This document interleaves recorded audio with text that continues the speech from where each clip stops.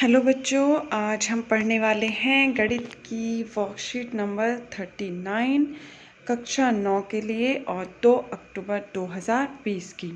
Okay बच्चों, आज हम इस वर्कशीट में पढ़ेंगे बहुत ही इंटरेस्टिंग चीज़। वो क्या है? पृष्ठीय क्षेत्रफल एवं आयतन। बहुत इंटरेस्टिंग होता है ये। देखिए, चलिए पढ़ते हैं आगे।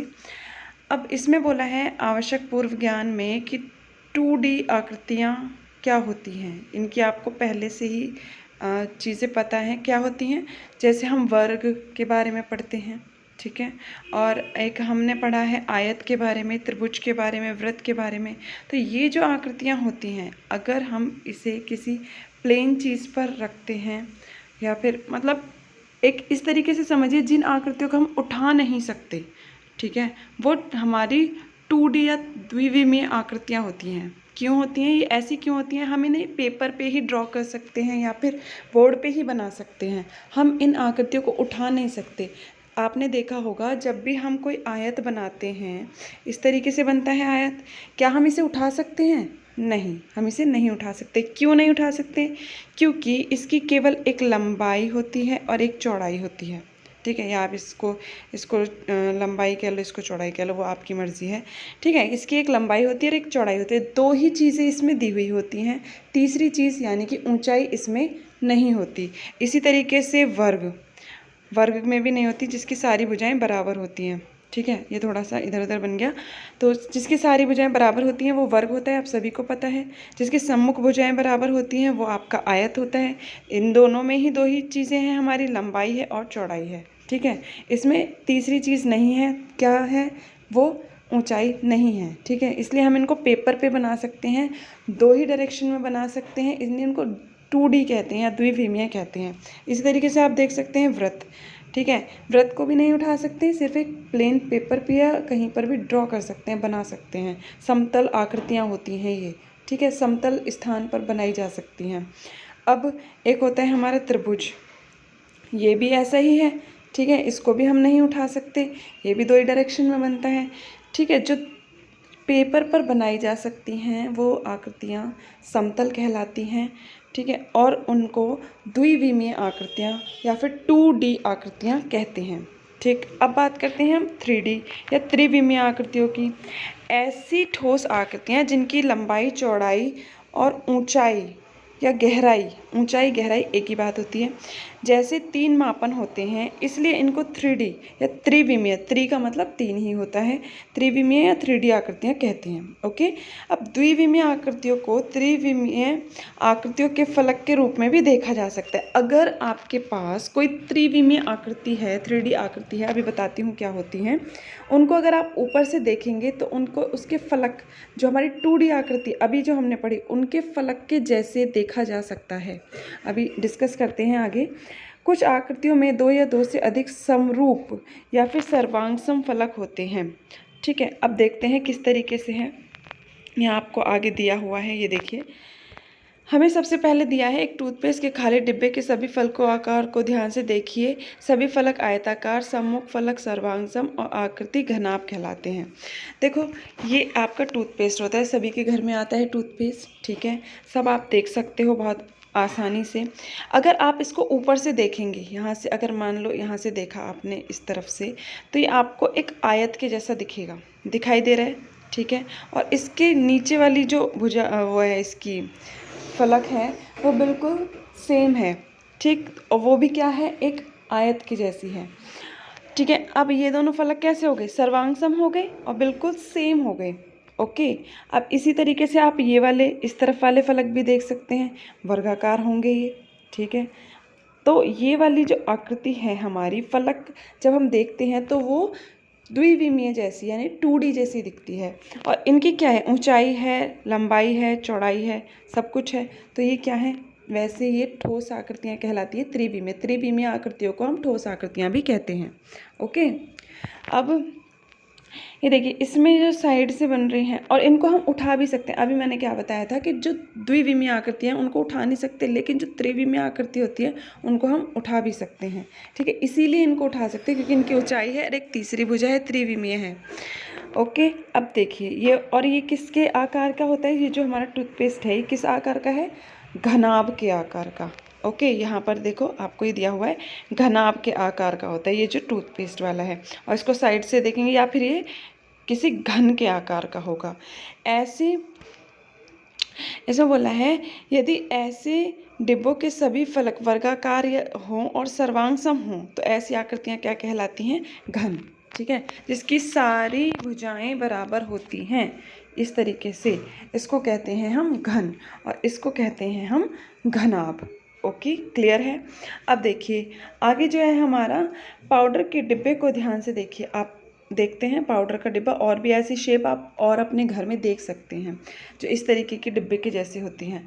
ठीक है, अब इनको देखो, आपके जो इनका वक्र पृष्ठ है, वक्र पृष्ठ यानी कि ये जो गोलाई वाला पृष्ठ है, ठीक, ये दो वृत्ताकार फलक हैं ऊपर।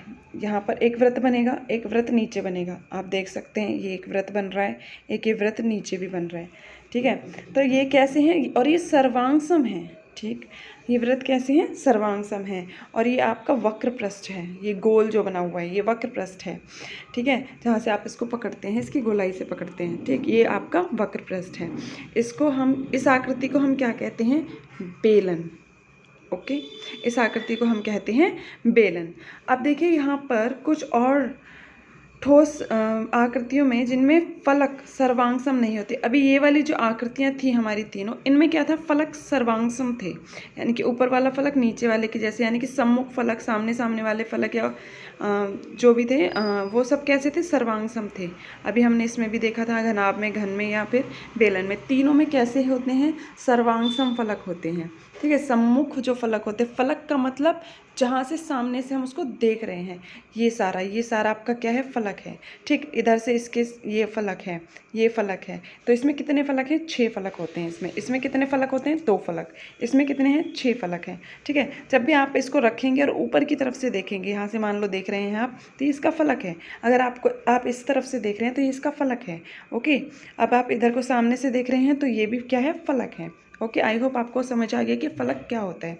अब देखिए, पहले भी हम पढ़ चुके हैं वैसे फलक के बारे में 8th क्लास में, लेकिन फिर भी एक बार और समझ लिया है आपने। चलिए अब आगे बढ़ते हैं।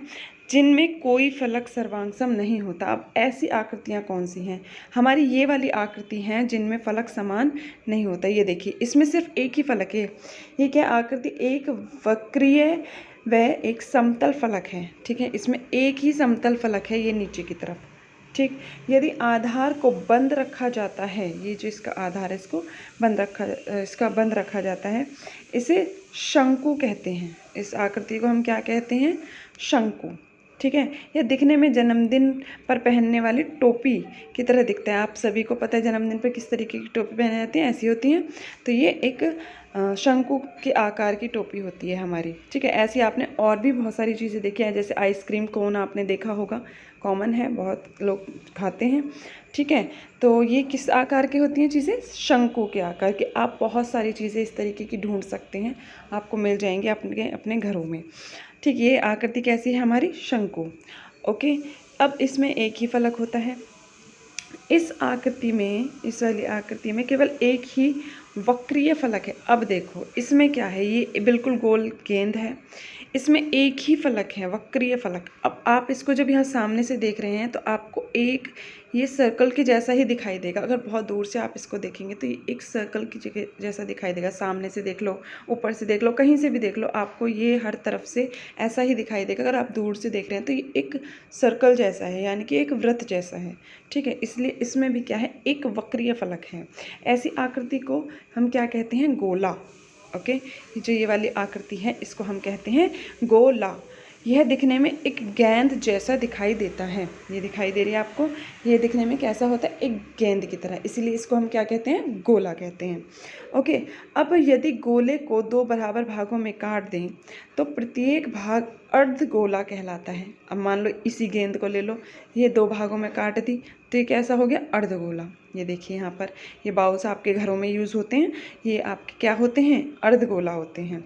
ठीक है, तो इसमें एक वक्रीय व एक समतल फलक होता है। ठीक है, इसमें एक वक्रीय, ये आपको दिखाई दे रहा है वक्रीय, और ये एक समतल फलक है। ठीक है, समतल अगर हम किसी प्लेन पे यानी कि समतल जगह पर अगर आप धरती पर कोई चीज़ रखेंगे तो वो धरती कैसी होती है, समतल होती है। जब हम इस पर कुछ रख सकें जो इधर उधर ना भागे, उसको कहते हैं समतल फलक। ठीक है, इसमें समतल फलक था, इसमें भी एक समतल फलक था, लेकिन इसमें समतल फलक नहीं है। गोले में समतल फलक नहीं होता है। क्यों? क्योंकि अगर आप गेंद को रखेंगे कहीं भी तो क्या आप देखते होंगे वो इधर उधर भागने लगती है। ठीक है, वो एक जगह नहीं रुकती है। क्यों नहीं रुकती है? क्योंकि उसका कोई समतल फलक नहीं होता, उसमें केवल एक वक्रीय फलक होता है। ठीक है, वक्रीय मतलब गोल वाला। ओके, चलिए आगे देखते हैं। किसी ठोस का पृष्ठीय क्षेत्रफल उसके सभी फलकों के क्षेत्रफल का योग होता है।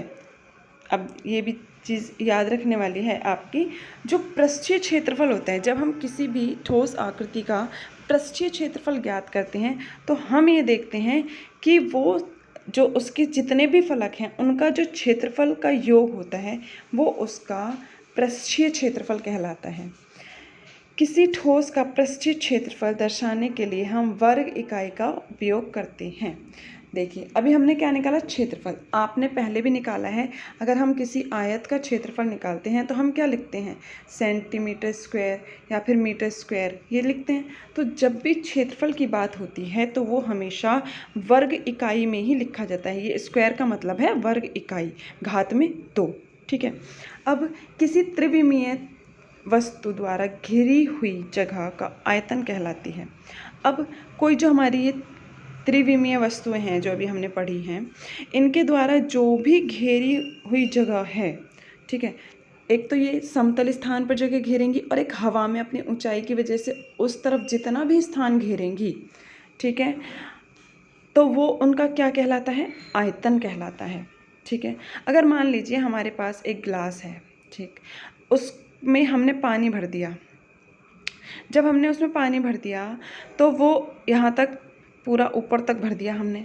ठीक है, यानी कि इसके अंदर जितना भी पानी है, ठीक, वो क्या है? इस ग्लास का आयतन है। ठीक, हमने जितनी चीज़ उसके अंदर डाली है वो क्या कर रही है? वो स्थान घेर रही है। ठीक है, अब स्थान घेर रही है तो इसका मतलब वो सारी जगह ऊंचाई में भी घेर रही है, लंबाई में भी, चौड़ाई में, सभी तीन डायरेक्शन में वो स्थान घेर रही है। तो इसका मतलब वो क्या बता रही है हमें? आयतन।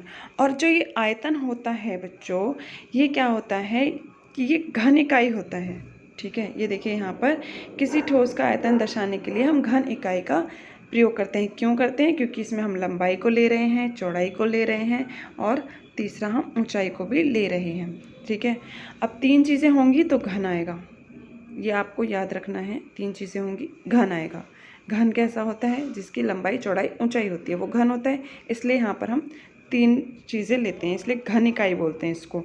ओके, जब भी आप आयतन निकालेंगे तो ये आंसर जो आएगा आपका इकाई वाला, वो मीटर क्यूब, सेंटीमीटर क्यूब, इस तरीके से आएगा। Sorry, centimetre cube. ठीक है, ये चीज़ें आपको याद रखनी है, इकाई गलत नहीं होनी चाहिए। आप देखिए आगे, हमें करना है यहाँ पर मिलान। मिलान कैसे होगा हमारा? ये देखिए, अब करते हैं हम मिलान। यहाँ पर है वस्तु का नाम और यहाँ पर आपको दिया है आकार का नाम। देखिए, पहली चीज़ क्या है? बीच में से आधा कटा नींबू किस तरीके का दिखाई देगा? बिल्कुल अर्ध गोले के जैसा हमें दिखाई देगा। जूते का डब्बा, सभी ने देखा है जूते का डब्बा किस आकार का होगा? जैसे हमने टूथपेस्ट के बारे में पढ़ा था, वो होगा किसका? घनाभ के आकार का। फुटबॉल, फुटबॉल कैसी होगी? गेंद की जैसी ही होगी। तो फुटबॉल क्या हो गई? हमारी गोला। ओके, लूडो खेलने वाला पासा, आप सभी लूडो खेल चुके होंगे, सबने पासा देखा है। पासा क्या होता है? वो जो डाइस होती है जिस पे 1 2 3 4 6 लिखा रहता है। ठीक है, वो कैसा होता है? उसकी सारी भुजाएं बराबर होती हैं, बिल्कुल बराबर। ठीक, तो उसको हम क्या बोलते हैं? घन। अब एक ट्यूबलाइट, ट्यूबलाइट अक्सर घरों में होती ही है। वो किस तरीके की होती है? ट्यूबलाइट होती है हमारी बेलन के आकार की। ठीक है, आइसक्रीम, मैंने अभी पहले भी बताया था, आइसक्रीम कोन जो खाते हैं हम, आइसक्रीम जो होती है वो किस आकार की होती है? शंकु के आकार की। ओके, आई होप ये वर्कशीट आपको बहुत अच्छे से समझ में आ गई होगी और अब मिलते हैं अगले वर्कशीट में।